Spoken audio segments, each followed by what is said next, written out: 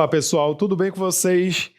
É com grande satisfação que eu, professor Kim Raoni, da disciplina Educação Física, trago hoje a aula de número 5, objeto de conhecimento, esporte de rede e parede. Detalhamento, rede divisória, tênis, pádel, peteca, sepak takraw e ringo. Então vamos lá, vamos aprender mais um pouquinho sobre algumas modalidades do esporte de rede e parede.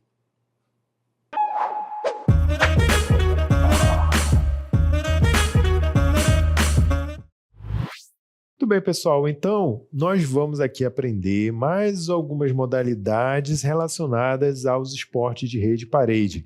Lembrando que esse tipo de esporte está relacionado a todas aquelas práticas que consistem em uma rede divisória ou uma parede de rebote e que os jogadores eles precisam impulsionar uma bola ou um objeto utilizando uma raquete, geralmente, né? Ou então outro objeto, então uma parte do corpo, mas sempre com o objetivo de fazer com que esse objeto caia do lado do adversário, certo? E ele não seja capaz de recuperar essa bola. Então, é basicamente o que tem em comum com todos esses esportes aí. Neles incluem aí o tênis de quadra, o pádel, o tênis de mesa, sepak takraw, entre outros, né, muito conhecidos aí. Então, vamos trabalhar nesta aula, primeiramente sobre o pádel. Vocês já ouviram falar sobre esse tipo de esporte? É bem comum, né, esse nome, mas ele tem um formato muito parecido com o tênis de quadra, como a gente pode observar aí nessa imagem, né? Olha só, tem uma quadra muito parecida, né, com algumas pequenas diferenças, a rede, uma raquete, mas a essência, né, do esporte é bem diferente. Então eu vou aqui falar para vocês sobre a origem desse esporte, que remonta lá por volta de 1890, quando passageiros de navios ingleses tentaram adaptar a prática de tênis ao espaço de bordo. Esse tênis de alto mar, como ficou conhecido no início, era praticado numa quadra de dimensões menores e protegidas por telas. Somente em 1924, o pádel passou a ser praticado em terra, quando o norte-americano Frank Bill improvisou algumas quadras nos parques municipais de Nova York. Por essa época, o esporte passou a ser chamado de pádel tênis. Em 1969, Henrique Corcuera construiu a primeira quadra de pádel em um hotel de Acapulco, no México. Foi Corcuera quem definiu as dimensões de quadra e o regulamento que rege o esporte mundialmente. Então, gente, conforme vocês estão vendo aí nessa imagem mesmo, nós podemos ver as características desse esporte que remonta à sua origem lá na época do século XIX, quando os passageiros, né, faziam viagens por meio de navios, de transatlânticos. Não existia naquela época aviões, então as viagens de longa distância eram por meio de navios, né, barcos muito grandes. E aí, para entreter, né, esse pessoal aí que geralmente era da primeira classe, né, o pessoal da nobreza, da elite, e aí eles tinham lá o costume a prática já do tênis como um esporte, como um passatempo, né? Então eles gostavam muito, eles precisavam não se estressar tanto durante a viagem ou vencer o tédio, né, a monotonia. E aí eles então começaram a adaptar certos espaços do navio, né, principalmente os espaços mais amplos do navio, do lado de fora, para poder jogar uma forma adaptada do tênis, que se transformou no pádel. Né? Só que daí existia um grande problema. E a bola? Como que faria para a bola não cair no mar, né? Ou no rio, quando estivessem jogando? Então, para poder garantir isso, eles colocavam cercas ao redor da quadra, né, que pudessem então impedir que a bola caísse para fora do navio, né? Então, por isso mesmo que a gente observa de novo lá naquela imagem que o pádel ele consiste de ter ali uma cerca, né, uma proteção lateral aí no todos os lados, olha, que impede então que a bola ela vá para fora da quadra, né? Então isso daí vem justamente de lá da época em que o pádel era praticado dentro dos navios. E aí ele foi então anos mais tarde praticado em terra firme, foi ganhando adeptos, né? E aí durante um tempo lá praticado naquele hotel no México, né? Ele começou a se tornar então um esporte realmente oficial. É como eu falo para vocês, né? Se vocês começarem a praticar determinado esporte, mesmo onde ele não exista hoje, aí na comunidade de vocês, por exemplo, se não há pádel, ninguém nunca jogou pádel, mas você como um curioso pode iniciar, junta ali um grupo de amigos e vai tentando fazer, vai tentando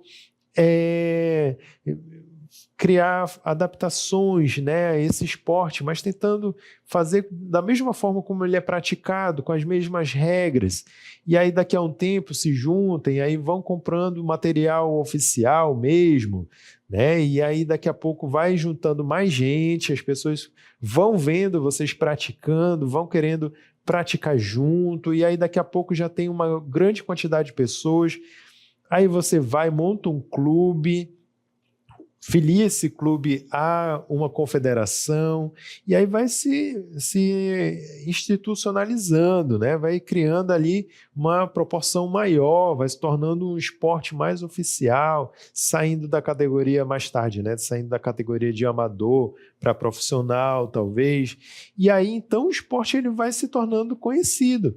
É assim que vai se tornando cada vez mais popularizado, né, o esporte. Então, a nossa função como educadores físicos, como professores, é justamente munir vocês desses conhecimentos. É justamente oferecer para vocês esse leque de oportunidades que vocês possam, de repente, se interessar e começar a praticar, né? E aí vocês vão ter à disposição de vocês esses conhecimentos, tá bom?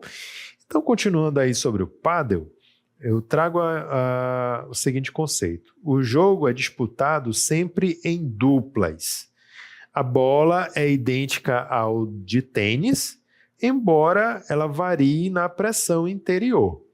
O campo tem também algumas diferenças em relação a este desporto, pois tem 20 metros de comprimento e 10 metros de largura, com paredes nos fundos e partes laterais. Alguns mais sofisticados utilizam vidro ou blindex no lugar das paredes, permitindo excelente visualização do jogo. O restante é cercado por telas ou redes de metal, sendo que o piso pode variar do cimento à grama oficial. Muito bem, gente. Então, assim a gente percebe que o pádel ele é praticado numa quadra, porém numa dimensão menor do que a do tênis de quadra, certo? Ele vai ter aquela dimensão de 20 metros de comprimento por 10 de largura, então ele é relativamente pequeno, né? E aí, consequentemente, a altura também da rede vai ser menor, a largura da rede. O formato da raquete é diferente, não é aquela raquete vazada como a do tênis de quadra. Ela é uma raquete toda fechada, mas a bola é muito parecida, né? Com uma pequena diferença assim, na sua densidade, tá bom? Então, tudo isso consiste nas características do pádel.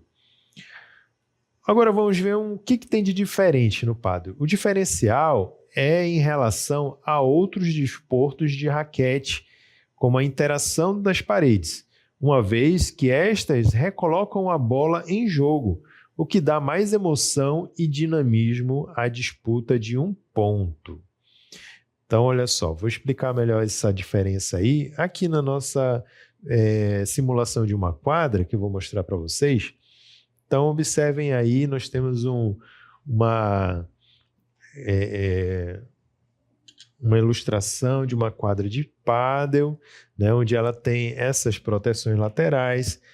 A maioria geralmente tem essa proteção prolongada, né, todinha aqui na lateral também, ela não é aberta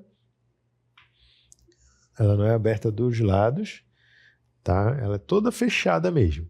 E aí, para que vai servir isso? Não só para impedir que a bola saia, mas também quando a bola ela é rebatida contra essas paredes, ela pode retornar, certo? Então, quando o jogador ele bate a bola, essa bola bate na parede e volta, ela está valendo, ela não saiu da quadra, tá bom? Todo esse perímetro aí, ele é a área de jogo, então, mesmo que bata na parede, ainda está valendo. E aí vejam como isso daí confere um certo dinamismo, né, maior ainda ao pádel, porque o jogador que está recebendo a bola, ele precisa se preocupar também com esse retorno da bola. Então, alguém pode bater lá no fundo, ela quicar, né, ricochetear na parede e voltar. E se ele não estiver preparado para isso, essa bola vai cair no chão e vai configurar um ponto. Então, ele precisa estar bastante antenado a essa trajetória da bola, não só no sentido frontal, mas também no sentido de trás, dos lados, né? Então, tudo isso daí pode ajudar a conferir pontos para o jogador. Então, vejo como que isso muda totalmente a dinâmica do jogo, né? De repente, ao invés de só bater a bola para frente, eu posso muito bem escolher bater a bola para o lado, para ela ricochetear na parede e voltar para o outro lado, né? Tudo vai depender da estratégia e da técnica também. Agora, vamos ver algumas regras do pádel. O saque é feito por baixo para a quadra do adversário, na diagonal de onde o sacador está. O sacador deve deixar a bola quicar uma vez atrás da linha de saque antes de sacar. E a bola deve ser atingida pelo sacador abaixo do nível da cintura. O jogador devolve a bola quando ela quica na superfície do seu lado ou bate na parede. Então, um jogador pode jogar a bola contra uma parede em seu próprio lado da quadra, mas não contra as cercas laterais da quadra. Um jogador pode sair da quadra para rebater pelos portões de saída antes que a bola quique 2 vezes no chão. Então, gente, uma forma de iniciar o jogo é por meio do saque. E o saque no pádel é diferente do saque do tênis, né? No saque do tênis, o jogador precisa levantar a bola e rebater. Já no pádel, ele obrigatoriamente precisa fazer um kick da bola no chão, né? Precisa jogar a bola. No momento que ela sobe até o nível da cintura, ele precisa rebater a bola antes que ela ultrapasse esse nível da cintura, né? Então tem que ser um saque bem baixo. Ele não pode bater muito elevado, né? Senão daí ele perde o direito da bola. Então ele joga a bola no chão, quando ela sobe, aí ele bate a bola por baixo para que ela faça essa trajetória, entendeu? Muito bem, então esses são as principais características desse esporte tão incomum, né, mas muito interessante, chamado pádel. Agora a gente vai mudar, né, de modalidade, vamos passar para outra modalidade que já é mais conhecida. Com certeza muitos de vocês já devem ter ouvido falar, sabem do que se trata, mesmo que não tenham ainda jogado, né? Mas já são entendidos disso, que se chama tênis de mesa. Então, o tênis de mesa surgiu na Inglaterra do século XIX, imitando o jogo de tênis em um ambiente fechado. Então, olha lá a imagem, configurando assim esse esporte. Nós estamos vendo que consiste numa mesa dividida por uma rede pequena ali, né? E aí os jogadores também estão de posse de uma raquete pequena que precisa rebater, então, ali uma bola, né? Geralmente feita de plástico, né? Para que ela possa atravessar por cima da rede. Então, os objetos do dia a dia eram usados como um equipamento. Uma fileira de livros poderia ser usada como rede, uma rolha de garrafa como bola e uma caixa de charutos como raquete. A popularidade do jogo fez com que as empresas de brinquedos iniciassem a venda de equipamentos comercialmente. As raquetes antigas eram muitas vezes feitas de madeira, que geravam muito barulho, criando assim o nome ping-pong.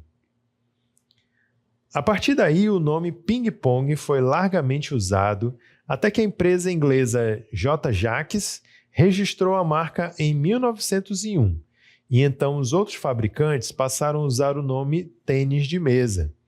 O mesmo ocorreu nos Estados Unidos, onde Jacques vendeu os direitos do nome ping-pong para os Parker Brothers. Uma inovação importante veio com James Gibb, um inglês apaixonado pelo jogo, que descobriu umas bolas de celuloide em uma viagem aos Estados Unidos em 1901 e achou que seriam ideais para o jogo. Logo em seguida, em 1903, E.C. Goode inventou uma versão moderna da raquete, com uma borracha colada sobre a lâmina de madeira.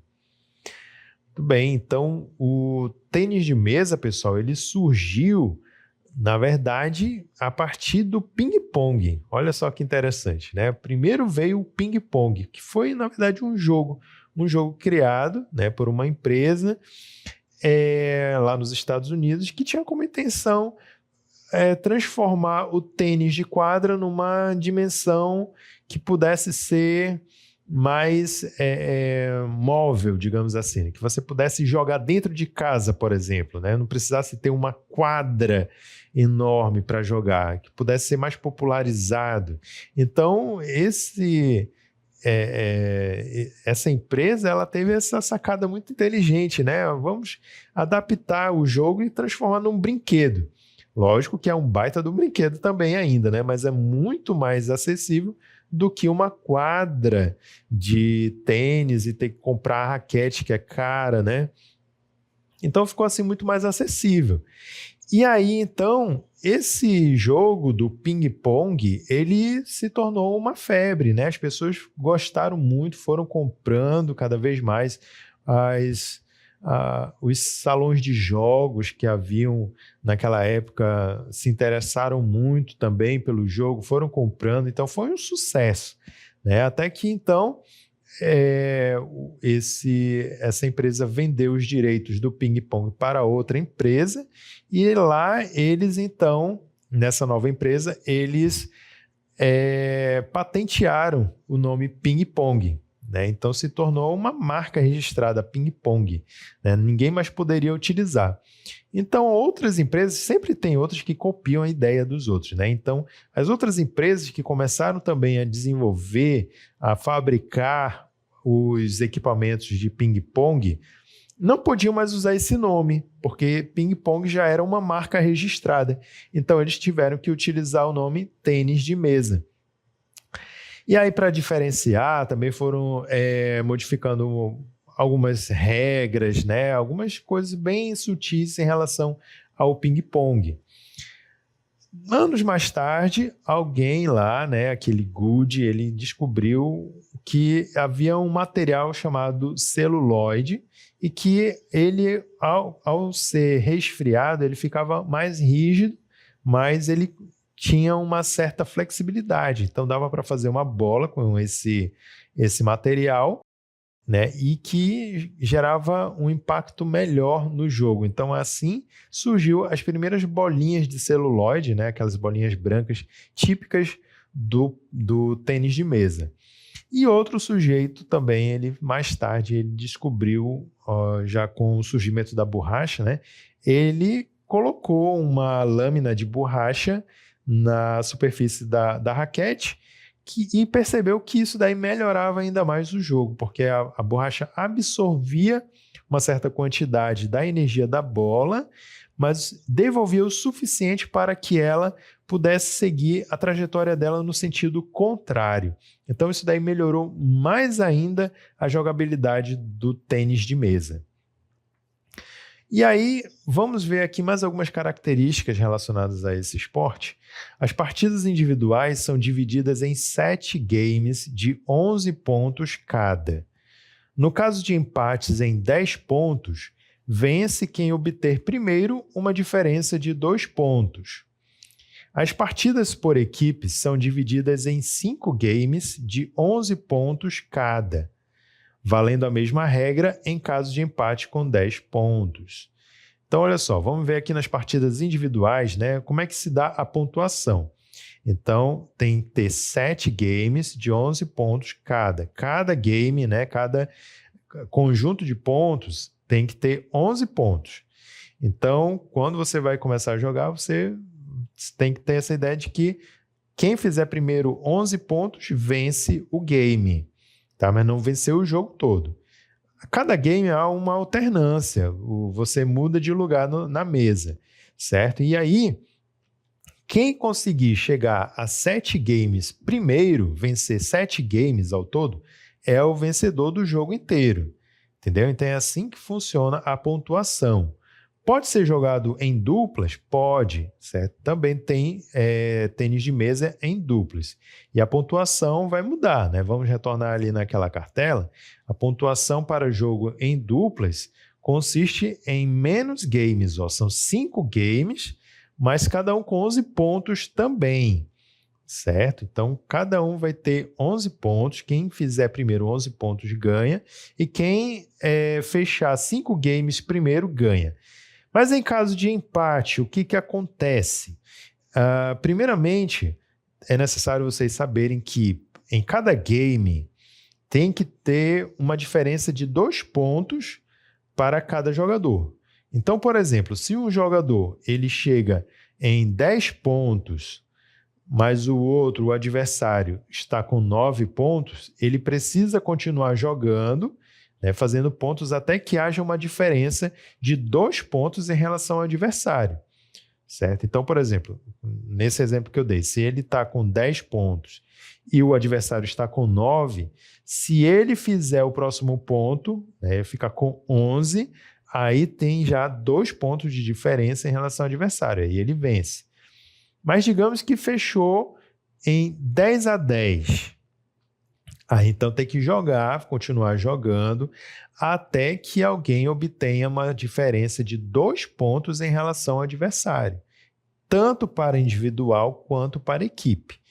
Deu para entender? Então, assim a gente vê que a pontuação, embora o tênis de mesa seja baseado, né, no jogo do tênis, mas ele é mais simplificado, né? Não tem o conjunto de sets, né, que tem no tênis de mesa, é apenas os games com 11 pontos cada, e a contagem é numérica mesmo, né? 1, 2, 3, 4, até 11 pontos. Não tem aquela contagem do tênis de mesa que nós vimos, que é de 15, 30, 40 e o game, né? Não é assim. É ponto corrido mesmo. 1, 2, 3, 4, 5 e até 11, ok? Muito bem, vamos continuar vendo aqui, vamos ver as configurações da mesa do tênis de mesa. Olha só, aí nós temos as medidas oficiais, que consistem em 1,83 m de comprimento, certo? Aliás, da rede. A rede tem 1,83 m de comprimento, tá? Daqui para cá. Ela mede essa distância e tem 15 centímetros de altura. Essa é a medida oficial. Se você não tiver, por acaso, aí os equipamentos, por exemplo, uma rede, né, do tênis de mesa, você pode colocar, por exemplo, uma tábua, mandar fazer uma tábua com essa dimensão. 1,83 m com 15,25 centímetros de altura. A mesa ela precisa ter 2,74 m de comprimento por 1,52 m de largura. A altura da borda da mesa até o chão é de 76 centímetros, tá? Menos de 1 metro. Então, essas são as configurações da mesa de tênis, tá? Então, ela mede 2,74 m de comprimento, 1,52 m de largura e 76 de altura, sendo dividida ao meio por uma rede de 1,83 m de comprimento e 15,25 centímetros de altura. Tem que ser da cor azul? Não, não precisa, não é, a questão da cor não é oficial, pode ser também verde, existe mesa de tênis de mesa que é verde escuro, né? Outras são azul. Geralmente as cores mais usadas são essas. Por quê? Porque é para fazer um contraste com a cor da bolinha, que é branca, geralmente, né? Então, para poder gerar esse contraste, fica mais fácil de visualizar, então as mesas são dessas cores, tá? E elas são feitas em material de madeira, tá? Justamente por conta da propriedade da madeira também em relação à energia da bola, quando toca nela, certo? Se for outro material, vai alterar a dinâmica da bola e aí pode ser que ela não consiga ter o mesmo efeito que tem na mesa de madeira, tá bom? Pode ser, por exemplo, você querendo fazer aí, pode adaptar utilizando compensado, né? E compensado também serve bastante.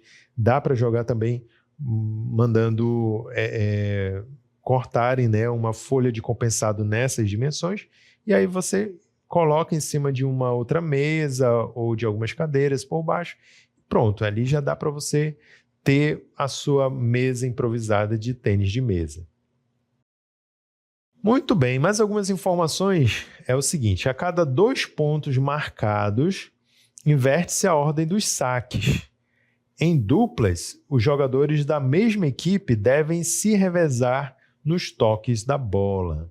Olha só aí que interessante, né? Então, a cada 2 pontos, por exemplo, você está jogando com o seu colega e aí você marcou 2 pontos. Aí inverte a ordem do saque. Não vai precisar esperar até o final do game para fazer isso.